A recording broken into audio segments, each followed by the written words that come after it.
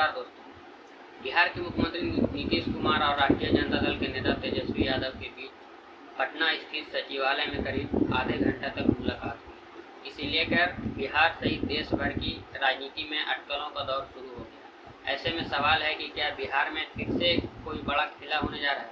क्या बिहार में फिर से किसी बड़े नेता की अंतरात्मा जाग रही है? क्या बिहार फिर से देश की राजनीति का केंद्र बनने जा रहा है? ये सवाल इसलिए उठ रहे हैं क्योंकि दोनों ध्रुव विरोधी नेता करीब 8 महीने बाद एक दूसरे से मिले हैं।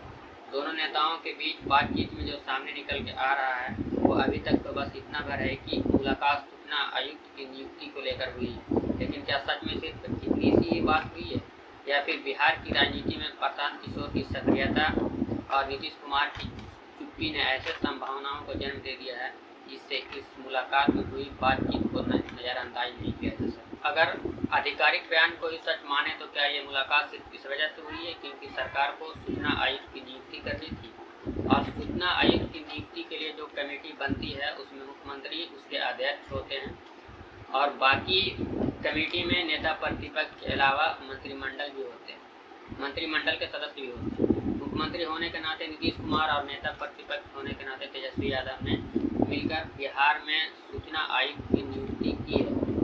कुछ दिनों में सरकार की ओर से इसका आधिकारिक ऐलान भी हो जाएगा, लेकिन सवाल उस बातचीत का है जो इस नियुक्ति से इतर हुई है। इसका जिक्र तेजस्वी यादव ने पत्रकारों से भी किया।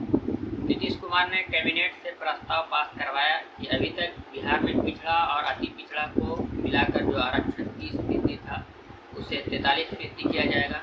अनुसूचित जाति का जो 16% का आरक्षण था उसे बढ़ाकर 20% किया जाएगा और अनुसूचित जनजाति का जो आरक्षण 1% था उसे बढ़ाकर 2% किया जाएगा। यानी कि कुल मिलाकर आरक्षण 65% का हो जाएगा। बाकी 10% का EWS का आरक्षण तो रहेगा ही। इसका मतलब है कि बिहार में कुल आरक्षण 75% का हो जाएगा।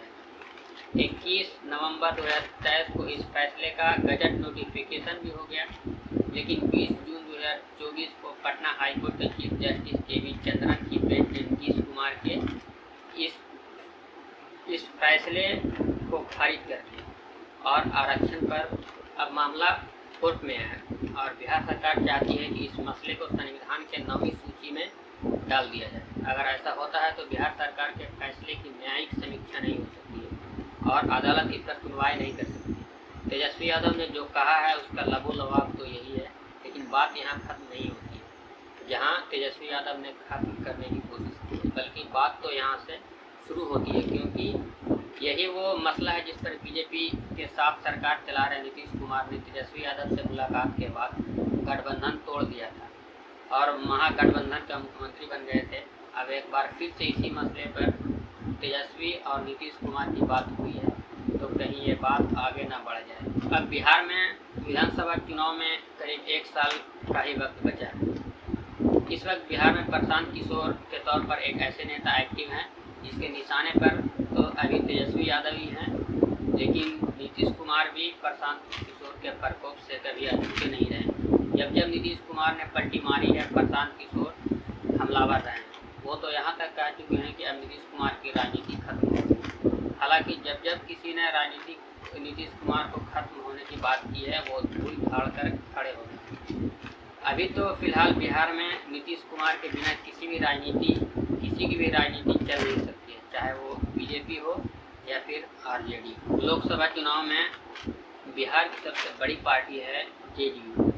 अब नीतीश कुमार विधानसभा चुनाव में भी कम से कम इस हैसियत में तो आना ही चाहते हैं कि उनके विधायकों के संख्या बल के आधार पर ना तो उन्हें बीजेपी आग दिखा सके और ना ही RJD। लिहाजा अभी नीतीश कुमार शायद ये तय करने में लगे हैं कि किसके साथ उनकी गठजोड़ उनकी पार्टी को कम से कम 80 सीटों तक पहुंचा देगा। नीतीश कुमार जिस दिन नतीजे पर पहुंच जाएंगे सारी बातें खत्म हो जाएंगी, लेकिन जब तक नीतीश कुमार चुप्पी साधे हुए हैं और ख़ास तौर पर RJD के खिलाफ कुछ भी खुल कर नहीं बोल रहे हैं और जब तक तेजस्वी यादव भी JDU पर खुलकर हमले नहीं, तब तक बिहार में नई संभावनाओं की दुआ तो खुले हुए ही है।